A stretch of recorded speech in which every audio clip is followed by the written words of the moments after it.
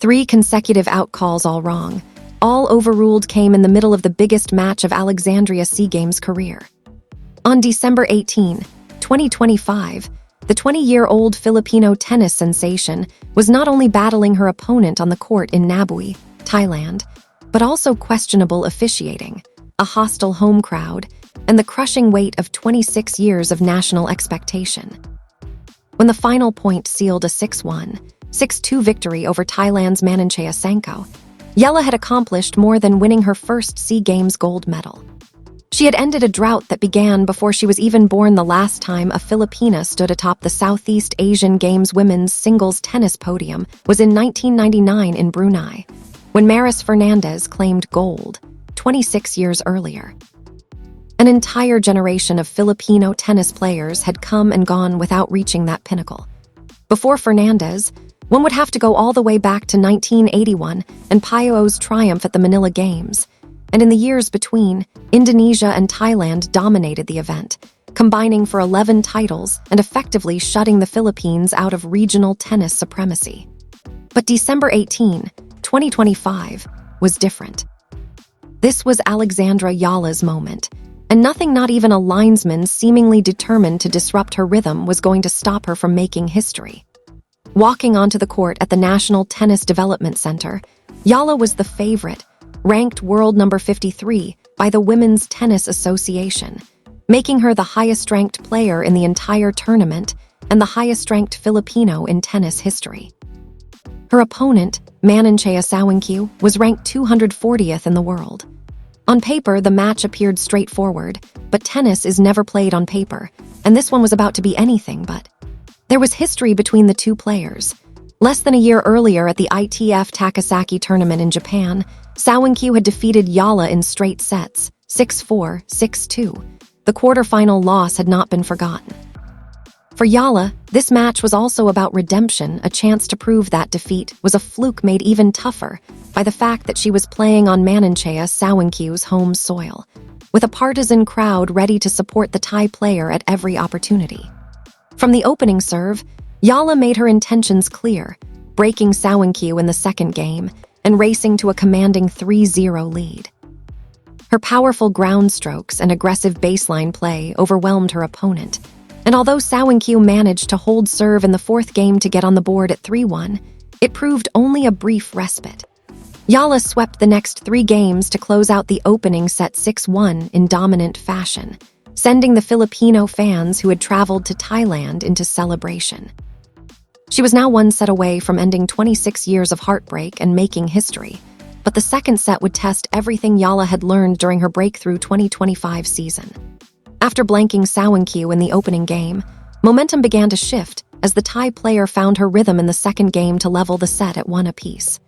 Then came Game 3, and with it, the turning point. Then came the controversy that threatened to derail everything Eala had worked for. With the score tied at 1-1 in the second set, the match took a bizarre turn when a linesman made an erroneous out call on a ball that was clearly in, only for the chair umpire to overrule it, an exchange that would repeat itself twice more. 3 consecutive incorrect calls, all against Eala, all on balls that were inbounds, pushed the Filipino star to her limit. Showing both maturity and frustration, she approached the chair umpire to request that the linesman be replaced, a request that was denied but sent a clear message that the situation was unacceptable. Fans watching online erupted in outrage, with one post declaring that the linesman should be penalized too deliberate. As if the questionable officiating were not enough, Eala also faced unusually long breaks seemingly designed to disrupt her momentum, including a prolonged pause after the first set and 2 equipment change breaks granted to Mananchea Sanko to replace her insoles, a tactic she had used earlier in the tournament. The pattern was unmistakable, and the conditions appeared to be working against the Filipino star. Still, Eala refused to break. After the disruption in Game 3, Sanko briefly capitalized by breaking Eala's serve in Game 4 to level the set at 2-2, igniting hope in the home crowd. But this was the moment where champions separate themselves from contenders. Drawing on years of training at the Rafa Nadal Academy, months of battling the world's best on the WTA Tour, and a lifetime of preparation for moments like this. Eala dug deep, breaking right back in Game 5 to reclaim the lead at 3-2. Eala watched as Sawankyu, feeling the mounting pressure, committed a costly double fault that helped extend her advantage. In Game 7, Eala broke serve once more to surge ahead 5-2, putting herself one game away from gold and serving for the championship with the weight of 26 years of Filipino tennis history on her shoulders. The final game, however, was anything but easy. To her credit, Sawankyu refused to surrender, and the two players traded powerful baseline drives, neither willing to blink. On the fifth rally with match point on the line, Sawankyu attempted a cross-court pass, but the ball sailed wide. The gold medal was secured, and Eala immediately held her face in her hands, overwhelmed by the moment. Overcome by emotion, Eala stood as the Filipino fans in attendance roared their approval. She had done it against all odds, against questionable officiating, against a hostile home crowd, and against a determined opponent. Alexandra Eala had captured the Philippines' first women's singles tennis gold medal in 26 years. In her immediate post-match interview conducted on the very court where she had just made history, her emotions were still raw. To end the year on this high is such an amazing thing, she told reporters, her voice thick with emotion. I wouldn't have thought it would happen at the start of the year. Later, she told Olympic.com, I'm so over the moon. To be able to bring this sort of pride to my country is something I've only dreamt about. Tears followed as she embraced her parents, and in a touching moment that underscored the generational significance of the achievement, Eala handed the gold medal to her mother, Rita Mano Eala, a former swimmer who had won in SEA Games bronze medal 40 years earlier in the women's 100-meter backstroke. Two generations of Filipino athletes united by the same stage. Two generations of SEA Games medalists were now connected by the same unbreakable competitive spirit and love of country. And what made the victory even more remarkable was the context of Eala's extraordinary 2025 season. This was not just any year, it was the year she announced herself as a force on the global tennis stage.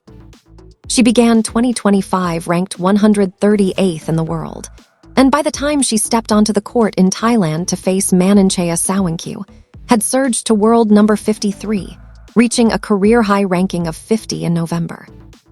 Breakthrough moments came in rapid succession.